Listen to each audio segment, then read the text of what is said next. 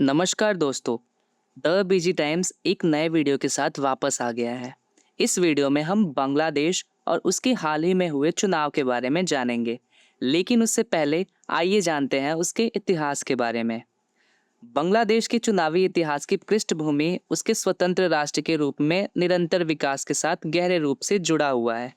देश ने 1971 में पाकिस्तान के साथ एक खूनी मुक्ति युद्ध के बाद स्वतंत्रता प्राप्त की थी। पहले संसदीय चुनाव बांग्लादेश में 1973 में हुए थे, जो इसके लोकतांत्रिक विकास में एक महत्वपूर्ण मील का पत्थर रहे हैं। हालांकि देश की राजनीतिक दृष्टिकोण में अस्थिरता, सैन्य हस्तक्षेप और राजनीतिक अस्थिरता के दौरों से कुछ गहरे निशान हैं।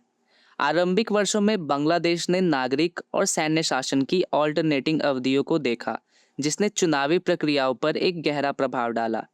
सैन्य शासनों ने अक्सर लोकतांत्रिक नियमों और संस्थानों को अवरुद्ध किया, जिससे निश्चित हित चुनाव के निष्पक्षता में चुनौतियां देखने को मिली। इन चुनौतियों के बावजूद बांग्लादेश ने अपनी लोकतांत्रिक ढांचे को मजबूत करने के लिए कदम उठाए। बांग्लादेश के चुनाव आयोग ईसीबी ने चुनावों का प्रबंधन किया और चुनावी कानूनों का पालन सुनिश्चित किया। बांग्लादेश की चुनावी प्रक्रिया सामान्य साक्षरता पर आधारित है, जो 18 वर्ष और उससे अधिक आयु के नागरिकों को चुनाव में भाग लेने की अनुमति देती है। अब हम बात करेंगे यहाँ की राजनीतिक दलों के बारे में। बांग्लादेश के चुनावों में राजनीतिक पार्टियों का महत्वपूर्ण योगदान है। इन पार्टियों के प्रमुख रूप से दो पक्ष होते हैं। पहला, अवामी लीग। बांग्लादेश की प्रमुख राजनीतिक दलों में अवामी लीग का महत्वपूर्ण स्थान है। इस दल की स्थापना 1949 में हुई थी और यह दल बांग्लादेश के स्वतंत्रता संघर्ष में महत्वपूर्ण भूमिका निभाता रहा है। अवामी लीग की अध्यक्ष शेख हसीना वाजिद है, जिन्होंने कई बार प्रधानमंत्री पद को संभाला है। दूसरा, बांग्लादेश नेशनलिस्ट पार्टी। यह दल भी बांग्लादेश के राजनीतिक स्तर पर बड़ा दल है। इसे 1978 में जमायते इस्लामी के साथ मिलकर स्थापित किया गया था। इन दो पार्टियों के अलावा अन्य राजनीतिक दल भी चुनावों में शामिल होते हैं, जैसे जमायते इस्लामी, जातीय पार्टी, बांग्लादेश सोशलिस्ट पार्टी और अन्य। इन पार्टियों का संगठन, नीतियां और कार्यक्षमता चुनावी प्रक्रिया में महत्वपूर्ण भूमिका निभाती है। अब हम बात करेंगे चुनाव की चुनौतियों के बारे में। बांग्लादेश के चुनावों में कई चुनौतियां भी होती है। इनमें सबसे बड़ी चुनौती है राजनीतिक हिंसा और बदले की प्रवृत्ति। चुनाव के दौरान हिंसा की घटनाओं की रिपोर्ट मिलती है, जो निशाने पर खड़े लोगों के बीच राजनीतिक स्थिरता को खतरे में डालती है।